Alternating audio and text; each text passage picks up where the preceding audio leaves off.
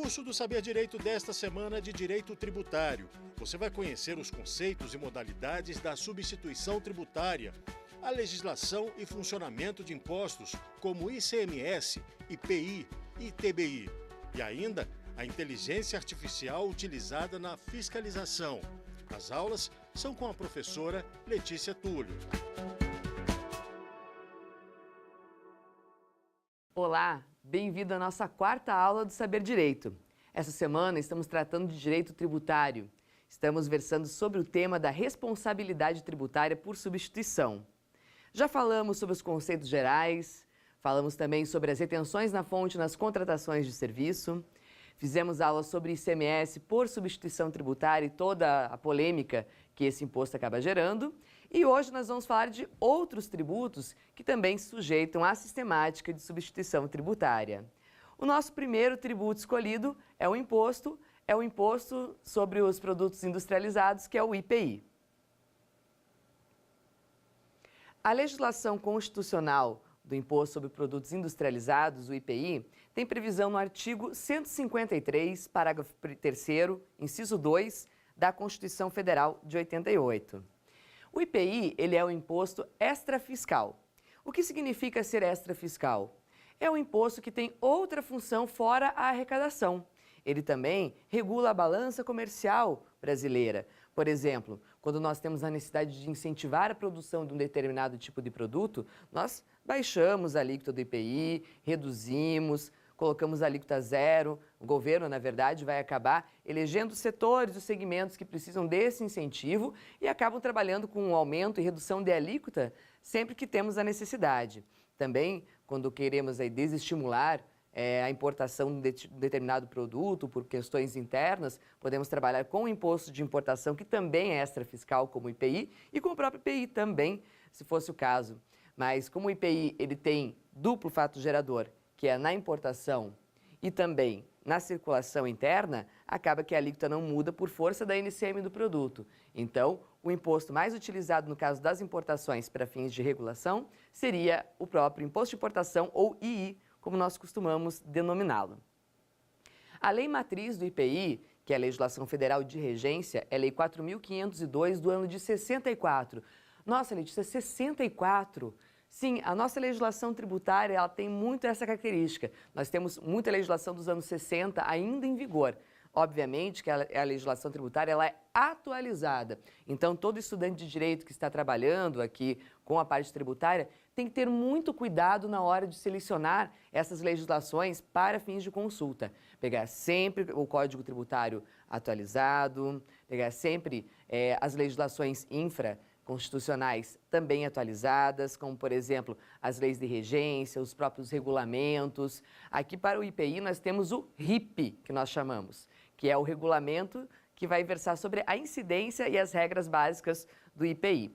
Hoje o RIP é o decreto 7.210 do ano de 2010 que está em vigor. Tá? Nós temos uma mudança constante em outro tipo de legislação do IPI, que nós chamamos de TIP, que é a tabela de incidência do IPI. Lá nós encontramos basicamente as alíquotas desse imposto. Então eu tenho algo denominado NCM e é esse aqui o grande denominador para fins de atribuição de tributação de IPI. A NCM, que significa Nomenclatura Comum do Mercosul, antigamente tinha outra denominação que era NBM, que era Nomenclatura Brasileira de Mercadorias, foi substituída posteriormente, barra SH, que é de Sistema Harmonizado, é composta por 8 dígitos que vão denominar aqui qual que é o enquadramento que eu vou ter deste produto dentro dessa tabela, para fins de atribuição da alíquota específica que vai ter esse produto. Então, como é que funciona a TIP? Basicamente assim, os produtos que eles não passaram por um processo de industrialização, que são entendidos como produtos in natura, trabalham com o que a gente chama de NT na tabela, que seria a classificação para não tributado. Então, tudo que não vai ter tributação de IPI, como, por exemplo, nós temos aqui os produtos in natura e também a questão, por exemplo, os derivados de petróleo, que não podem ter outro tipo de tributação fora o ICMS, segundo a legislação de regência aqui. Então, na parte de não teríamos outros impostos incidindo. Eu tenho incidência do ICMS sobre os derivados com a sistemática de substituição tributária, com o recolhimento todo para o consumo, para uma questão de distribuição de riquezas, a gente joga todo o imposto para o consumo e temos aí, né, o IPI volta e meia tributado com NT na tabela, que significa, na verdade, não tributado. Quando um produto ele já passa por um processo de industrialização, ele vai ter o que a gente chama de alíquota zero ou as alíquotas efetivas aqui. A alíquota zero quer dizer que o produto, por mais que seja industrializado, ele acaba sendo um produto essencial. Por quê? Porque o IPI, de acordo com a regra constitucional, ele vai ser seletivo em função da essencialidade do produto. Então, quanto mais essencial o produto, menor a alíquota. E aqui eu tenho uma pequena diferença entre o ICMS e o IPI, como curiosidade para vocês. A Constituição, ela determina que o IPI será seletivo em função da essencialidade, enquanto o ICMS poderá ser. Também é importante lembrarmos que a legislação tributária tem pouco material, não tão grande como nós temos nos outros segmentos do direito, específico de cada tributo. Então, eu recomendo aos alunos que vão se aprofundar um pouquinho na sistemática do imposto sobre produtos industrializados, que é o IPI, a leitura de um regulamento comentado. É um dos melhores instrumentos para estudo, onde você vai ter uma abordagem bem completa. Então, se conseguir localizar um bom regulamento do IPI comentado, uma ótima estrutura aqui para você balizar os seus estudos. Caso deseje um livro, eu trouxe aqui uma recomendação para vocês, que é um livro do José Eduardo Soares de Mello, que é o IPI Teoria e Prática, tá? Então, é um dos livros que vão ter aqui, basicamente, todas as regras gerais, vão tratar de assuntos específicos. Então, quando nós tratamos sobre o IPI, eu tenho essa pequena recomendação aqui para vocês em relação a este livro, tá? Um excelente autor, o livro é bem didático, bem tranquilo de se trabalhar. Então, fica para vocês aí uma recomendaçãozinha de leitura também. Maravilha! Então, já sabemos aqui que o IPI ele vai incidir sobre os produtos industrializados, a atribuição das alíquotas é feita através dessa classificação fiscal que nós denominamos NCM, nomenclatura comum do Mercosul, /SH, Sistema Harmonizado, composta por 8 dígitos, onde nós vamos enquadrar os produtos. Todo produto tem uma NCM, gente, só que uma NCM pode comportar o enquadramento de vários produtos. Por quê? Geralmente, ao final de cada capítulo, nós vamos ter ali um item genérico. Então, vamos dizer 39, 26, 90, 90. Vai estar constando outros. Outros o quê? Outros produtos enquadrados dentro da descrição daquele capítulo que não tiveram uma classificação fiscal específica, ok? Temos que tomar cuidado aqui porque muitas vezes a classificação fiscal é atribuída de forma equivocada dentro das empresas, por conta de buscar-se a menor alíquota para depois buscar enquadramento em uma classificação fiscal. Não é assim. Para fins de processo de estudo e classificação fiscal, nós temos dados técnicos, nós temos regras do sistema harmonizado para fins de enquadramento. Então, tem que ser feito um estudo dentro da própria empresa, nós temos que trabalhar com esse enquadramento do produto, se for necessário solicitar a peritos dúvidas em relação ao enquadramento, porque temos produtos químicos, temos máquinas, produtos às vezes que têm um pouco mais de dificuldade para enquadramento, porque tem uma linguagem muito técnica envolvida, né? Vai tentar enquadrar um produto químico é muito mais complicado do que enquadrar, por exemplo, um móvel, né? Então, cada segmento tem que ter o seu cuidado. O que não pode é errar a NCM. Caso o contribuinte tenha dúvidas, a Receita Federal, por meio de processo de solução de consulta, pode esclarecer qual seria o enquadramento devido para uma classificação fiscal ali sugerida. Então, o contribuinte sugere a classificação, explica os motivos dentro do sistema harmonizado, as regras que o levou a enquadrar aquele produto naquela NCM e, posteriormente, envia esse processo de solução de consulta à Receita que vai dizer se está ok ou se a classificação está incorreta e deve ser adotada outra classificação fiscal, certo? Então, a própria Receita Federal trabalha com o enquadramento por meio do processo de solução de consulta de produtos aqui. Então, se a empresa desejar ter uma liquidez em relação, uma certeza maior em relação ao enquadramento em determinada NCM, pode buscar essa solução que é o processo junto à própria Receita Federal, que é o órgão competente para dirimir dúvidas em relação ao enquadramento de uma classificação fiscal. Maravilha, pessoal. Em relação aos contribuintes do IPI, que é importante que nós também demos uma pincelada aqui antes de eu entrar na parte de substituição tributária, nós vamos ter algumas categorias. Primeiramente, eu tenho o contribuinte do IPI clássico, que é aquele que pratica um processo de industrialização, tá? As modalidades de industrialização estão previstas lá no artigo 4º do regulamento do IPI, o RIP, que eu acabei de falar aqui para vocês. Então eu tenho, por exemplo, a transformação, que é quando eu pego matéria-prima, produto intermediário, material de embalagem e transformo num novo produto. Este é o modal. Eu tenho o beneficiamento, que é a modalidade mais comum que nós temos de industrialização, que eu, na verdade, aperfeiçoo esse produto para o consumo. Tá? Então, aperfeiçoar para o consumo é justamente você trabalhar com a questão aqui do enquadramento no modal de industrialização denominado beneficiamento.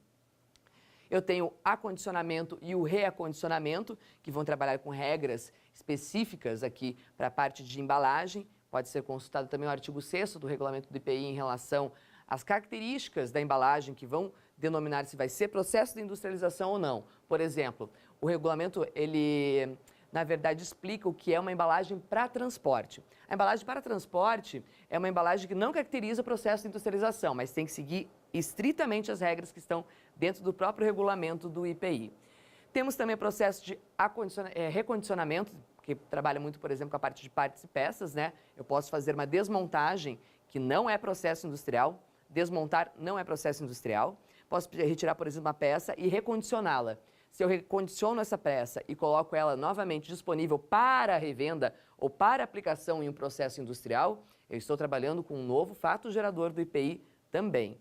E a montagem, que é uma sistemática bastante conhecida também, que nós temos em relação, por exemplo, às montadoras de veículos, né? As montadoras basicamente não fabricam peças e partes, elas adquirem as peças de partes das empresas e elas montam um veículo, que também é um processo industrial.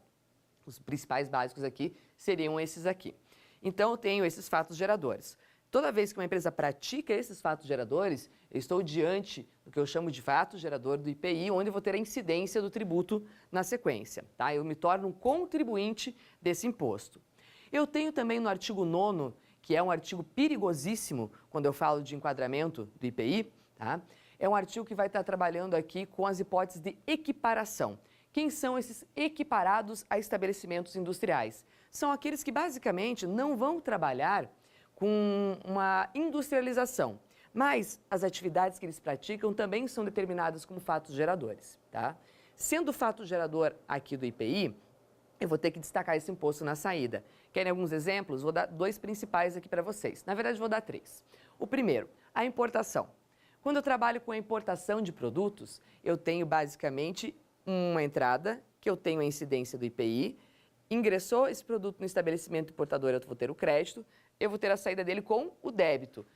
Não pratico o processo industrial, não tenho um produto industrializado pelo meu estabelecimento, mas segundo a legislação de regência, eu me torno equiparado à indústria. Portanto, eu fico obrigado a pagar uma IPI na minha primeira circulação de produto. Eu tenho também, além do importador, quando um estabelecimento que ele é puramente comercial, recebe, ou pode ser também outro industrial, não tem problema, recebe em transferência de um estabelecimento industrial ou equiparado um produto. Então, eu tenho aqui um industrial equiparado, eu pratico a transferência para outro estabelecimento da mesma empresa. Eu tenho a possibilidade de ter uma suspensão do IPI aqui, que é facultativa, posso ou não aplicar. Mas o importante é, este estabelecimento que recebeu em transferência, ele ficou obrigado a destacar esse imposto nessa saída dele aqui. Ele se torna equiparado. Essa é uma hipótese que muitas empresas esquecem de observar, gerando um passivo tributário completamente desnecessário, uma vez que eu tenho previsão legal dentro do regulamento do IPI há muitos anos, estabelecendo essa hipótese de incidência. Então, tem que tomar muito cuidado em planejamento, em revisões, sempre está apontando para esse detalhezinho aqui. Um último exemplo para vocês seria o que nós chamamos de industrialização por encomenda. Às vezes o estabelecimento ele não tem a capacidade industrial ou não tem o interesse em trabalhar com a produção de um determinado item. Então ele pode adquirir os insumos, enviar para uma indústria que vai fazer o processo de industrialização e devolver.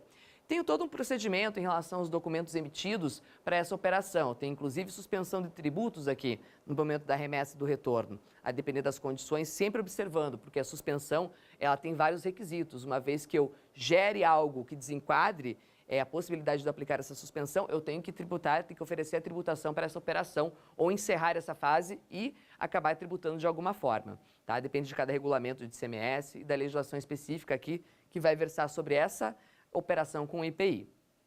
Pois bem, quando esse estabelecimento que encomendou essa industrialização faz a saída desse produto, ele também tem que destacar. Mesmo que ele não tenha feito nada de produção dentro do seu estabelecimento, o fato dele encomendar com o terceiro equipara essa empresa a estabelecimento industrial, fazendo com que nós tenhamos aqui a necessidade de destacar o IPI nessa saída.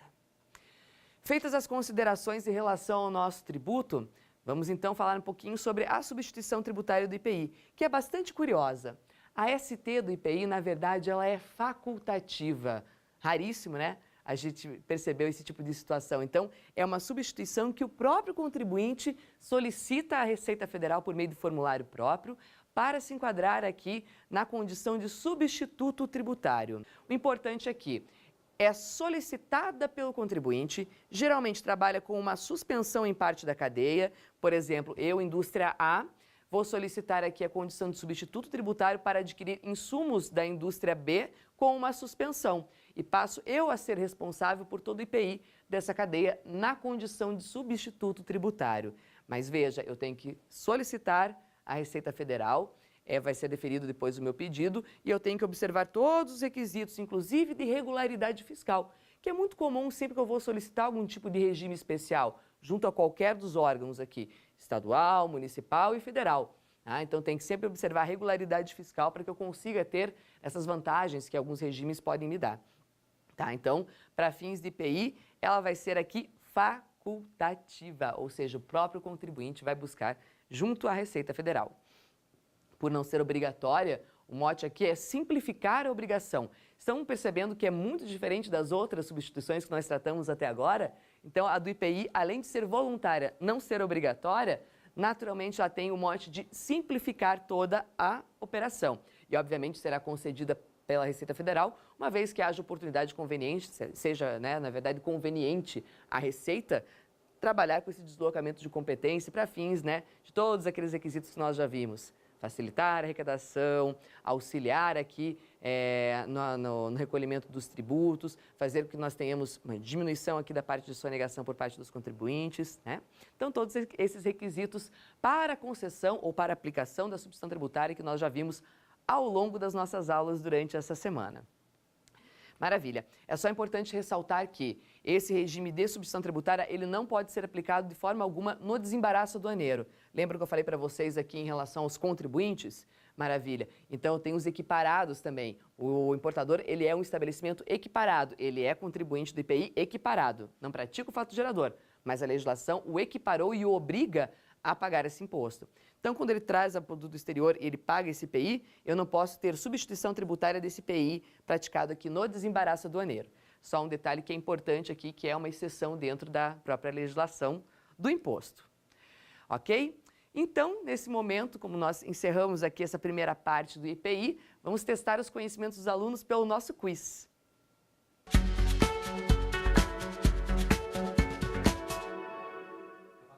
Sobre a substituição tributária do IPI, assinale então a alternativa incorreta. Letra A. A substituição tributária do IPI é facultativa por meio de regime especial. Nós vimos agora há pouco aqui dentro da nossa aula que a substituição tributária do IPI realmente é diferenciada. Ela vai por solicitação por parte do contribuinte. B. No IPI, o adquirente da mercadoria ou produto poderá fazer a aquisição sem a tributação do IPI, passando a tributação para a etapa seguinte, ou seja, para quando promover a saída de seu produto. No caso do IPI, eu posso ter realmente, às vezes, a suspensão, ou é exatamente essa sistemática que vai trazer para nós um exemplo da substituição tributária do IPI. Eu tenho basicamente uma suspensão aqui, nas regras da concessão da substituição tributária, e passa a ser esse solicitante, esse adquirente desse regime especial, responsável pelo pagamento do tributo na sequência. C. O regime especial de substituição tributária aplica-se também ao IPI devido no desembaraço aduaneiro de produtos de procedência estrangeira. E a letra D. Uma das vantagens desse regime especial é o ganho de tempo, pois as empresas que acumulam crédito do IPI podem utilizar esse crédito para compensar outros impostos e contribuições federais. Exatamente, existe a previsão dentro do regulamento do IPI que o imposto acumulado ao final do trimestre calendário pode ser objeto de compensação com outros tributos administrados pela Receita Federal do Brasil. Essa compensação é feita por meio de um programa denominado PERDCOMP, tá? Que é basicamente essa declaração que eu vou... É um programa, né, que eu vou gerar aqui para fazer esse pedido de restituição, ressarcimento e a declaração de compensação desses tributos aqui. Então, existe realmente essa possibilidade. O que nos leva a concluir que a nossa alternativa incorreta seria a letra C. Afinal de contas, eu frisei aqui ao final da nossa aula justamente que o IPI ele tem essa impossibilidade da aplicação do regime de substituição tributária em relação à questão do desembaraço aduaneiro. Então, a letra C é incorreta aqui. Ok, pessoal? Então, finalizando o IPI, vamos passar às contribuições. Vamos falar um pouco de PIS/PASEP, e COFINS. A gente costuma denominar basicamente como se fosse um único tributo, mas na verdade estamos falando de dois distintos, de duas contribuições. A contribuição para o PIS/PASEP e a contribuição para a COFINS. Nós estamos diante aqui de uma movimentação em relação à reforma tributária, para a unificação dessas contribuições. Primeiramente, virá a unificação aqui, a alteração do PIS e PASEP e posteriormente da COFINS, pelo que nós temos hoje de planejamento em relação ao tema. Veja, PIS e COFINS vai ter, assim, algumas situações bem específicas, como, por exemplo, nós temos as possibilidades de regimes que nós já começamos nas outras aulas. Então, eu tenho aqui o lucro real, lucro presumido e a empresa do Simples. Para as empresas de lucro real, eu tenho a possibilidade de estar trabalhando com o PIS/COFINS não cumulativo. Só tenho que observar que eu posso ter algumas receitas ou atividades que estarão sujeitas à cumulatividade das contribuições. Então, eu posso ter uma empresa do lucro real, mas a minha atividade necessariamente pode trazer aqui a necessidade de trabalhar com PIS/COFINS cumulativo. Como, por exemplo, as instituições bancárias, elas necessariamente são lucro real, mas elas têm a necessidade de trabalhar com a tributação cumulativa das contribuições. Um exemplo para vocês. As empresas de lucro presumido já não. Elas já vão estar trabalhando com a sistemática cumulativa de qualquer forma. Ou seja, quem é lucro presumido não faz desconto de créditos, não trabalha com a não cumulatividade.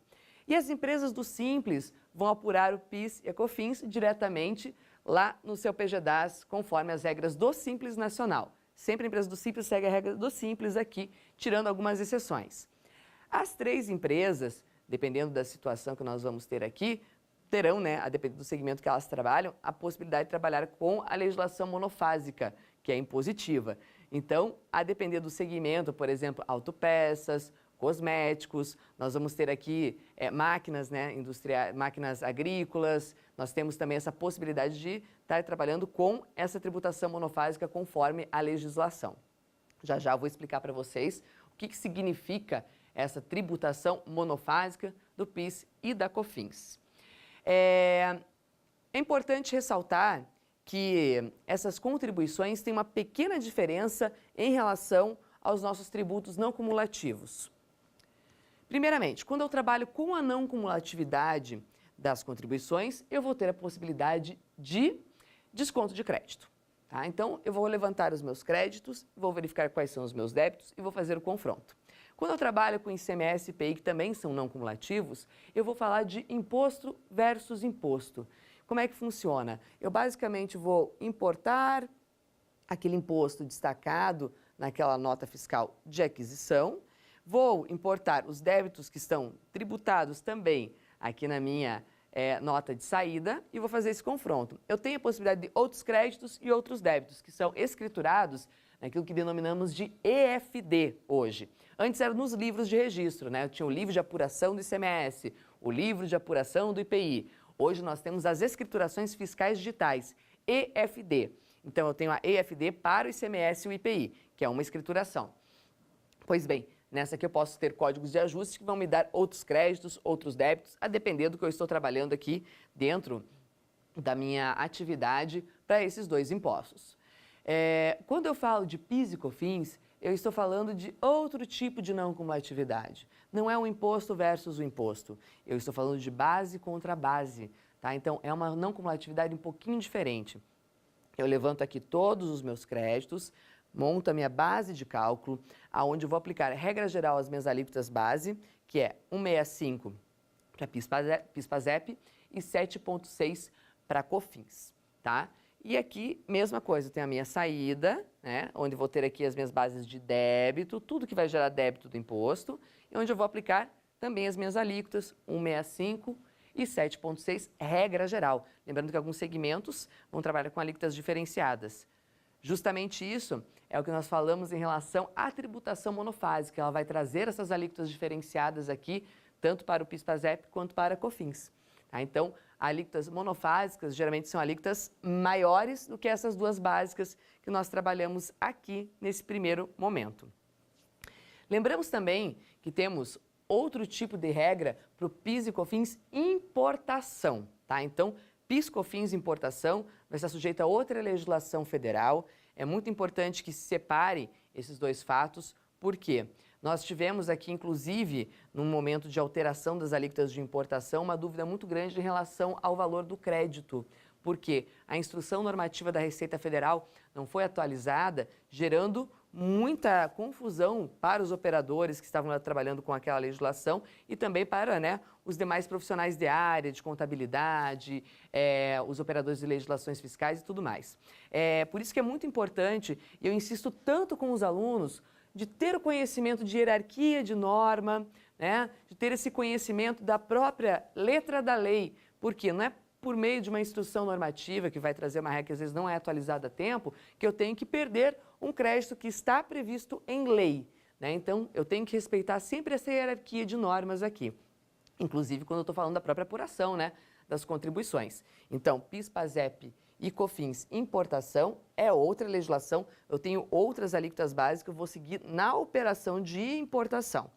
Lembrando que foi objeto, inclusive, de uma ação direta de inconstitucionalidade, que foi dada favorável aos contribuintes, e a base de cálculo do PIS, COFINS importação mudou, passou a ser aqui, né, na verdade, o valor da mercadoria mais frete seguro internacional. Antes eu tinha uma fórmula imensa, que gerava muitas dúvidas por parte dos contribuintes, mas há algum tempo já foi eliminada essa questão e hoje nós temos a base de cálculo apenas, né, nesse valor aduaneiro aqui, que seria o valor da mercadoria, mais frete e seguro internacional. Muito bem, então vamos falar um pouquinho dessa sistemática monofásica de PIS e COFINS. Como é que ela funciona, por que que ela existe, para que segmentos nós vamos adotá-la. A sistemática monofásica ela é comparada com a substituição tributária, por isso que eu trago para a nossa aula. Pessoalmente, eu vejo como uma própria substituição, não vejo uma grande diferença em relação a esse ponto. Nós temos apenas uma pequena discussão aqui que eu acho que vale a pena eu colocar para vocês para diferenciar, que um dia pode cair de repente em uma prova, né? Ou vocês podem precisar para trabalhar dentro de algum tipo de definição, serem questionados por um cliente, algo nesse sentido. Então, funcionaria mais ou menos assim. A sistemática monofásica, ela não teria aquela discussão que eu coloquei para vocês na terceira aula do ICMS sobre a questão do fato gerador futuro. Tá? Ela vai incidir com uma alíquota maior naquele primeiro momento da cadeia. Então, naquela circulação, nós vamos ter ali as alíquotas maiores. Quando passar para a segunda fase, que é, por exemplo, que um distribuidor atacadista, ele vai tributar com alíquota zero, e aqui com alíquota zero. Você deve estar pensando, Letícia, mas é idêntica a sistemática de substituição tributária do ICMS que você falou na terceira aula. Só não tem a tal da MVA aqui no meio do caminho. Pois é. Por isso que eu digo para vocês que ela é muito semelhante, a diferença só, que eu trabalho com alíquotas maiores no primeiro ponto e depois com alíquota zero na sequência. Então, ela não geraria aquela discussão por conta da aplicação de MVA, né, de margem de lucro presumida das operações subsequentes. Então, não estaria adiantando uma receita do restante da cadeia. Então, é uma tributação em uma única fase, mas escaparia um pouco desse conceito todo, dessa lógica da tributação das operações subsequentes, de tributar fato gerador futuro. Por isso que costuma-se dizer que a sistemática monofásica de PIS e COFINS é mais até inteligente que a própria ST do ICMS. Por quê? Porque geraria menos discussões em relação à questão de fato gerador futuro. Apenas essa é a grande diferença, né? Então, em relação à monofásica, a gente não discutiria esse ponto de adiantamento de fatos geradores futuros. E sim, apenas a sistemática aqui em relação às alíquotas maiores e depois a desoneração da cadeia. Muito bem. Então, por exemplo, se eu estou trabalhando num segmento aí de medicamento ou de cosméticos, dependendo da NCM, da classificação fiscal do produto, pode estar sujeito à tributação monofásica. Então, o importador ou o fabricante, vamos pegar primeiro o importador, ele vai trazer esse produto do exterior. Ele já vai ter alíquotas mais altas do que as alíquotas base de importação, porque o produto é monofásico. Então, ele vai pagar as alíquotas maiores, creditar com base nas alíquotas maiores também. Na sequência, ele vai ter a primeira circulação do produto dentro do território nacional. Vamos dizer que ele vai vender um distribuidor atacadista.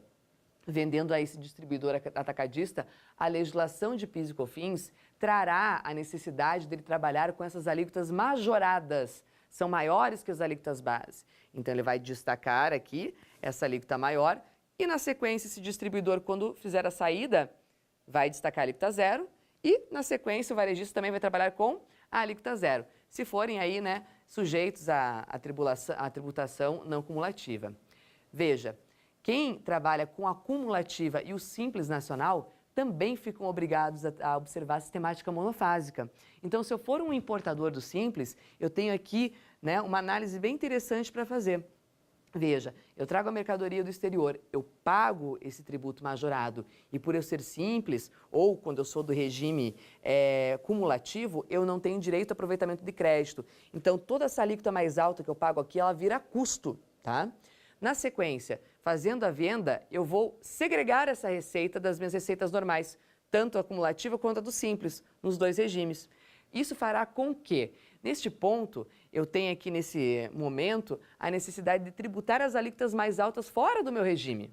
O que me traz aqui mais um problema, porque lembro que eu não tive o crédito e agora eu vou ter o débito aqui? Complica um pouquinho, talvez faça com que o preço do meu produto não fique tão interessante. Obviamente que eu tenho muitos fatores aqui a analisar quando eu faço uma formação de preço. Então, não posso levar em consideração apenas que eu estou trabalhando, né, com uma análise de um tributo e ela vai definir aqui minha operação, meu enquadramento, meu planejamento. De forma alguma, tá? Eu tenho que verificar sempre como ficará a minha entrada e depois como ficará meu preço na saída, porque eu já vi várias situações aonde o custo fica mais interessante em um determinado regime. Porém, quando eu faço a simulação de preço de venda, eu tenho aqui outra realidade. Às vezes eu tenho preços melhores até para empresas do Simples do que para empresas, né, do lucro real, uma vez que eu estou trabalhando com esse ponto de análise da formação de preço. Tem fatores como o IPI e o ICMS-ST, que eles vão ser, assim, fundamentais quando eu estou trabalhando com a formação de preço de saída. São tributos pesados que vão direto no total da nota aqui e acabam pesando muito no bolso do contribuinte que está trabalhando com essa saída. Obviamente que a questão dos regimes, né, ela depende de uma série de fatores. Então, tem empresas que elas já têm um faturamento muito alto, que elas não podem trabalhar com planejamento para ficar enquadrado no Simples. Inclusive, é interessante verificar porque a empresa do Simples foi criada para crescer, né? Então, teremos aqui a empresa do Simples e ela desenquadrará depois para virar, por exemplo, lucro presumido e depois lucro real, se for o caso. Tá? Então, não é para a gente pegar uma empresa do Simples e fragmentar em várias outras para continuar dentro da faixa de faturamento, porque não é nem a ideia do porquê essa legislação foi criada no primeiro momento. Tá? Então, cuidar com os tipos de planejamento feitos e aí na nossa próxima aula, que vai ser sobre a fiscalização eletrônica, eu vou dar alguns toques para o operador, para o profissional que trabalha com planejamento ou para os alunos que pensam em ingressar nessa aula, nesse tipo de área de atuação, para que a gente possa ter essa nova formação de pensamento em relação à parte de planejamento, que é muito interessante, não ficar engessado naqueles conceitos antigos, né, que muitas vezes não levam a empresa para um bom caminho. Muito importante, comentaremos na próxima aula também. Tá? Então, falando aqui, né, das nossas contribuições para fins de PIS e COFINS monofásico, eu tenho, por exemplo, os produtos farmacêuticos, perfumaria, produtos aqui, tocador e higiene pessoal. A lei que vai versar sobre o enquadramento desses produtos é a 10.147 do ano de 2000. Eu tenho aqui uma legislação muito utilizada, que é a 10.485 do ano de 2002, que vai pegar o segmento de máquinas e veículos, autopeças e pneus. Tá? Então, todo esse segmento aqui trabalha dentro dessa cadeia monofásica de tributação. Eu tenho para outros produtos também, né? Como, por exemplo, o álcool para fins carburantes, tenho também para querosene de aviação, gasolinas, né? Então, eu tenho um universo, na verdade, de produtos monofásicos que são sujeitos a essas alíquotas majoradas. O importante aqui, eu tenho que observar pela classificação fiscal do produto se eu estou sujeito ou não a essa sistemática. Se eu estiver sujeita, eu tenho que cumprir. Não tenho como escapar, não posso criar subterfúgios aqui para não aplicar a alíquota majorada. Ela é de aplicação obrigatória. Em relação ao segmento de autopeças, eu sempre alerto para que tome cuidado o operador que estiver trabalhando com essa legislação, que ela é um pouquinho capciosa, tá? Quando eu tenho a verificação aqui dentro da legislação própria de produto monofásico para fins de autopeça, eu tenho dois anexos, anexo 1 e anexo 2. O anexo 1, ele traz uma lista de NCMs, né? Então, sendo autopeças, estando aquelas NCMs, eu naturalmente vou ter sistemática monofásica. O anexo 2, ele traz mais um requisito, que além de se enquadrar naquelas NCMs de produtos automotivos, eu tenho também que verificar se essa NCM será aplicada dentro daquelas máquinas que estão descritas na sequência ali. Então, por exemplo, eu tenho uma NCM X, que vai estar dizendo assim, essa NCM X apenas se ela for aplicada lá na máquina do capítulo 8459, por exemplo. Então, eu tenho que verificar a aplicação, a destinação. Isso torna a análise menos, na verdade, objetiva. Não posso jogar num sistema, né, numa planilha específica, eu tenho que fazer uma separação dentro do estoque para verificar se o produto é monofásico ou não, de acordo com a destinação. Não só com o critério objetivo que é o enquadramento na NCM. Então, vejam, por isso que às vezes, né, essa parte de trabalhar com a legislação tributária, ela sofre um certo bullying dos outros, né, segmentos do direito, porque temos minúcias incríveis dentro da parte de enquadramento. Tem que ficar sempre atento. O profissional que trabalha com o direito tributário, que vai pegar a parte um pouco mais técnica, que é essa que eu estou trazendo aqui para vocês, tem que estar sempre atento a esses pequenos detalhes da legislação. Isso aqui dá muito auto de infração, dá muita dor de cabeça para o contribuinte, então tem que ser muito bem alinhado, preferencialmente no preventivo, para depois a gente não cair na necessidade de ter que, né, tá atuando no contencioso. Mas os colegas que trabalham no contencioso também, né, fica aí sempre a observação que é um segmento que ele gera muito problema para os clientes, para as empresas que trabalham com essa separação aqui, tá? Vamos lá, então. Já descobrimos que nós temos aqui os efeitos econômicos do regime monofásico idênticos ao de uma substituição tributária. Já vimos aqui que ele é mais seguro pelo fato de eu não estar trabalhando com aquela discussão do fato gerador antecipado. E já vimos aqui que ele tem a tributação toda concentrada nessa primeira fase inicial. Vamos lá, eu vou dar um exemplo numérico apenas para que vocês possam entender. Peguei aqui o segmento de produtos farmacêuticos e perfumaria, né? Onde na importação eu teria a alíquota, por exemplo, de 2,76 para PIS, PASEP e 13,03 para COFINS. Então, ele tributa essa alíquota e credita a base aqui utilizando, na verdade, essas alíquotas maiores. Na hora de promover a saída, ele vai utilizar a alíquota de 2,1 e 9,9. Então, 2,1 e 9,9. Percebam que é bem diferente, né? Eu estaria trabalhando com 1,65 e 7,6. Elas são maiores justamente porque elas já têm o condão de antecipar o restante da cadeia. Então, o atacadista, quando for dar saída, a alíquota zero e o varejista também a alíquota zero. Se forem empresas que estão trabalhando com a sistemática do lucro presumido ou a sistemática do Simples Nacional, na posição de segundo ponto de cadeia, ou seja, atacadistas e varejistas, que já receberam um produto tributado com a alíquota maior monofásica, eles segregam a receita também para não tributar novamente. Então, quem trabalha no lucro presumido vai segregar essa receita para não incidir a tributação e o Simples, da mesma forma, ele segrega dentro do próprio PGDAS para que não tribute novamente. Vamos lá. Nós temos uma discussão interessante para os colegas que trabalham aqui, principalmente na parte contenciosa e o pessoal que trabalha com planejamento, para quem trabalha com os produtos monofásicos na posição de atacadistas, varejistas, ou seja, os segundos pontos de cadeia que dão a saída com a alíquota zero. Tudo por quê? A Lei 11.033 do ano de 2004, no artigo 17, trouxe a possibilidade de que os contribuintes que trabalham com alíquota zero, suspensões e outras situações onde eu não tenho tributação de PIS e COFINS na saída, possam fazer aqui manutenção de créditos, não teria problema. Tá? Então, pelo fato de trabalhar com produto de alíquota zero, eu poderia ter essa manutenção de crédito. Discute-se se a alíquota zero da sistemática monofásica, ela também trabalharia essa possibilidade de crédito. Vejam, aqui que está o grande problema. A alíquota zero de um produto monofásico, ela é derivada justamente da regra de substituição tributária envolvida aqui em tese, né? Embora não seja ST dentro do conceito estrito por causa da questão dos fatos geradores aqui e tudo mais, né? Mas na lógica e financeiramente é basicamente isso.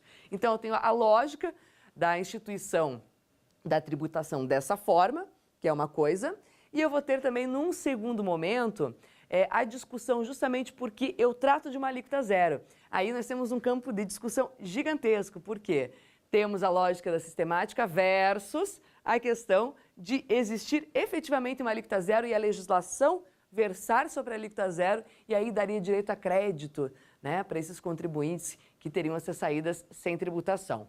Então fica aí, né, essa discussão que está em voga e pode cair aí de repente, né, em algum concurso, pode cair aí de repente em alguma discussão, vocês podem ter essa discussão interna em alguma empresa que vocês estão atendendo, dentro de uma consultoria preventiva, bem interessante para que a gente possa, né, trabalhar justamente esses conceitos que envolvem aqui o sistema monofásico de PIS e COFINS. Mudando agora para a própria substituição tributária, também temos substituição tributária para PIS e COFINS. Temos para pouquíssimos produtos, por isso que a gente quase não ouve falar. Tá? Então, é uma antecipação da etapa subsequente, aqui é uma ST clássica mesmo, né?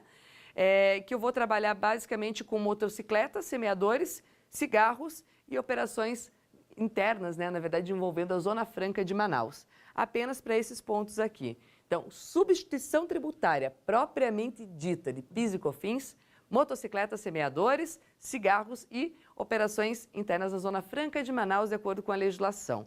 Tá? Então, são sistemáticas distintas, porém, o grande mote para fins das contribuições é a sistemática monofásica, que é muito semelhante, com os mesmos efeitos econômicos da substituição tributária do ICMS.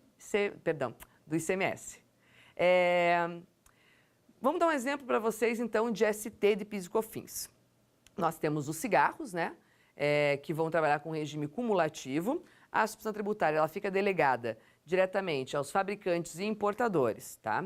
Então, é um cálculo bem esquisito. Eu pegaria basicamente os meus produtos, né, aplicaria o meu preço de venda, quantidade versus preço de venda, e eu teria um segundo multiplicador. Eu teria 3,42 para PIS/PASEP e 2,9169 para COFINS. Pegaria esse valor, jogaria esses multiplicadores e em cima desse resultado eu jogaria as duas alíquotas aqui previstas para o regime cumulativo, que é o 0,65 e o 3%.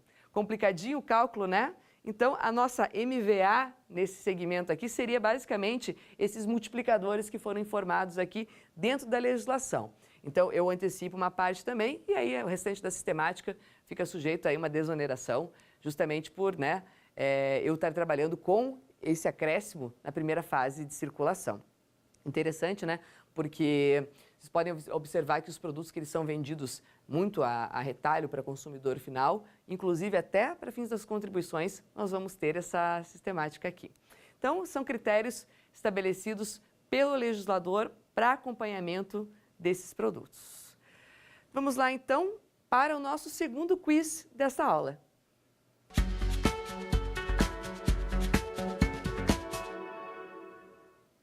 Sobre o nosso regime monofásico de PIS e COFINS, que discutimos aqui ao longo dessa aula, assinale então a alternativa correta. O regime monofásico de incidência do PIS, PASEP e COFINS se caracteriza pela concentração da incidência dessas duas contribuições na primeira etapa da cadeia produtiva. Letra B. As empresas que integram as etapas seguintes, distribuidores, atacadistas, varejistas, ficam sujeitas a alíquotas menores, mas não a alíquota zero. Letra C. A adoção desse regime pelo governo teve como principal motivação facilitar o trabalho da fiscalização da Receita Estadual. E D. Os setores de perfumaria e autopeças não são tributados pelo regime monofásico. Vamos lá então, né, pessoal? Nós temos as alternativas aqui, eu peço para vocês assinalarem a correta. Eu acredito que está bem facinho da gente descobrir que a correta seria a letra A, tá? Então, o regime monofásico de incidência de PIS e COFINS tem essa concentração da tributação na primeira fase mesmo da cadeia. Então, concentra-se a tributação com alíquotas mais altas e o restante é tributável a alíquota zero, sim. Tem a alternativa aqui, que seria a B, que ele fala que são alíquotas menores, mas não alíquota zero, está errada, né? Nós temos aqui a questão da citação da receita estadual, um segundo ponto, que também não seria a mais correta, uma vez que PIS e COFINS são tributados diretamente pela Receita Federal. Ele que é o sujeito ativo, né? A Receita é o sujeito ativo, a União que vai receber aqui a arrecadação dessas contribuições e não a Receita Estadual. Em relação a esse uso da palavra facilitar o trabalho da fiscalização, é inclusive uma crítica que muitos autores fazem. Eles costumam chamar a questão da substituição tributária, que ela é guiada pelo princípio da comodidade, porque o próprio contribuinte já antecipa, ele fiscaliza, né? Ele acaba arrecadando o tributo de forma antecipada, com alíquotas maiores e tudo mais. Então, seria, na verdade, aqui uma facilidade se fosse do caso do trabalho da Receita Federal e não da estadual. Os setores de perfumaria e autopeças são exemplos clássicos que nós temos aqui da tributação monofásica de PIS e COFINS. Então, estaria incorreta aqui. A correta seria apenas a letra A do nosso quiz. Muito bem, já chegando mais perto do finalzinho dessa nossa aula de outros tributos, os principais que eu dou um pouco mais de peso aqui, porque tem mais discussões, principalmente nesse ambiente de comercialização, industrialização, que nós trabalhamos com os nossos tributos indiretos, né, ICMS, IPI, temos aqui as contribuições PIS, PASEP e COFINS também. Então, nós temos essas aplicações dessas sistemáticas de tributação diferenciada. Tá? No primeiro momento, nós vamos estar sempre trabalhando aqui com esses itens específicos dessa tributação em cadeia de comercialização e industrialização. Mas, enfim, né, a gente trouxe também um exemplo de um outro imposto para vocês, que também temos uma discussão interessantíssima em relação à substituição tributária. Nós vamos trabalhar um pouquinho agora com o ITBI, que é aquele imposto de transmissão intervivos que nós temos de competência municipal.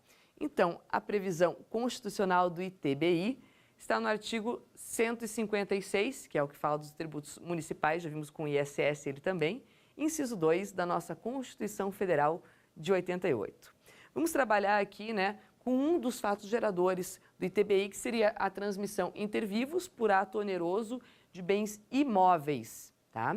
Eu tenho outros aqui, né, fatos previstos no artigo 35 do CTN, mas vamos nos ater apenas esse aqui, porque é um tributo mais complicadinho, mais pormenorizado. Por sinal, interessante, né? E como eu disse para vocês, às vezes é difícil a gente achar literatura sobre o assunto, eu tenho uma indicação de livro sobre o tema para vocês também aqui, tá? Então, temos esse livro que é o ITBI Doutrina e Prática, do Arada, que é um autor também bem conhecido da parte aqui tributária, tá?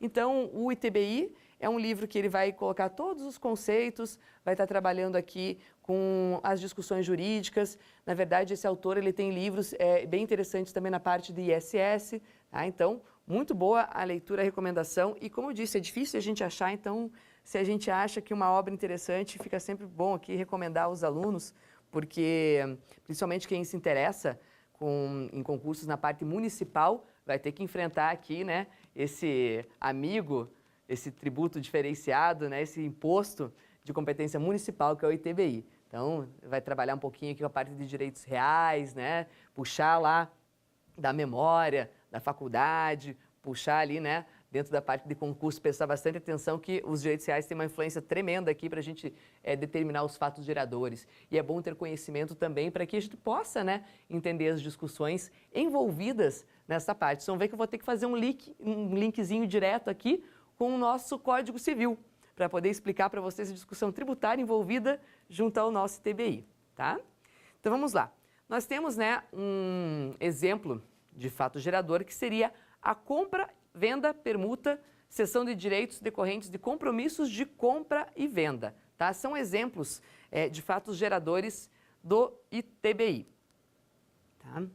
Então, na verdade, o artigo 1245 lá do nosso Código Civil vai trabalhar sobre essa questão aqui de quando eu tenho a transmissão da propriedade, tá? Então, eu tenho o fato gerador aqui quando eu tenho a escritura de compra e venda assinada. Ou seja, eu só tenho essa transmissão quando eu vou lá, né, no registro de imóveis e faço a minha assinatura de escritura para fazer a compra e venda desse meu imóvel.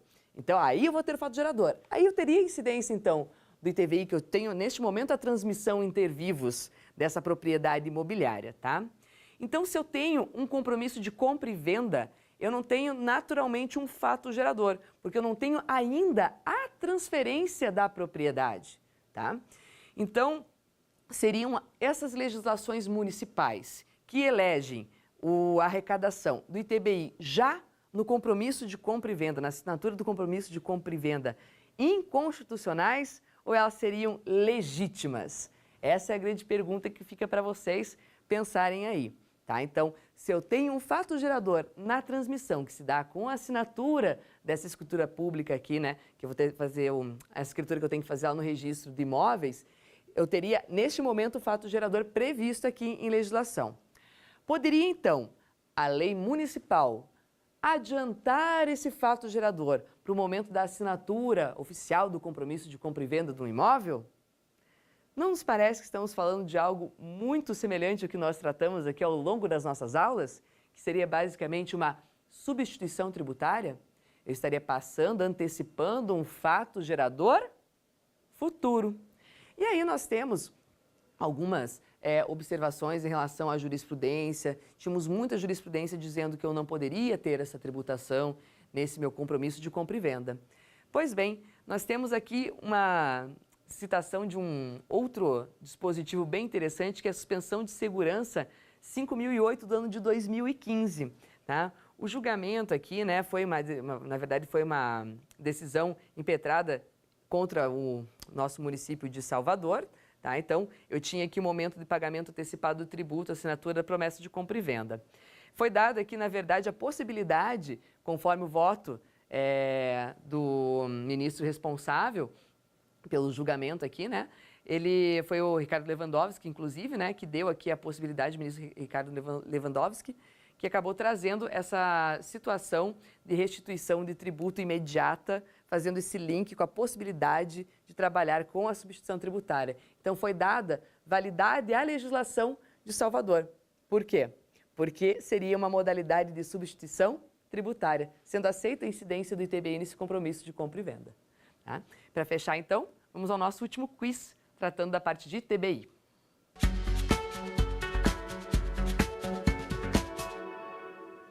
Sobre ITBI, assinale a alternativa correta. A. O registro de compromisso de compra e venda constitui fato gerador do ITBI. B. Não existe a figura da substituição tributária para o ITBI. C. No caso de compromisso irretratável de compra e venda de imóvel, predomina o entendimento pela não incidência do ITBI. E D. É legítima a incidência do imposto de transmissão inter vivos, que é o ITBI, sobre o valor do imóvel ao tempo da alienação e não da promessa, na conformidade da legislação local. Então, a alternativa correta seria a letra D. Tá? Então, é legítima a incidência do imposto de transmissão inter vivos sobre o valor do imóvel ao tempo da alienação e não da promessa, na conformidade da legislação local. Lembre, na verdade, o fato gerador do ITBI vai ser a transmissão aqui, né, e não apenas a promessa de compra e venda. Então, temos uma discussão em relação à assinatura formal da promessa de compra e venda de um imóvel. E, nesse caso, nós poderíamos ter essa discussão de substituição tributária, com certeza, também para o ITBI. Maravilha, então, pessoal, ficamos por aqui, encerrando a nossa quarta aula dos demais tributos também sujeitos à substituição tributária, com alguns exemplos para vocês. E aguardo vocês para a nossa próxima aula, quinta e última aula, sobre fiscalização e inteligência eletrônica nos órgãos de fiscalização. Obrigada!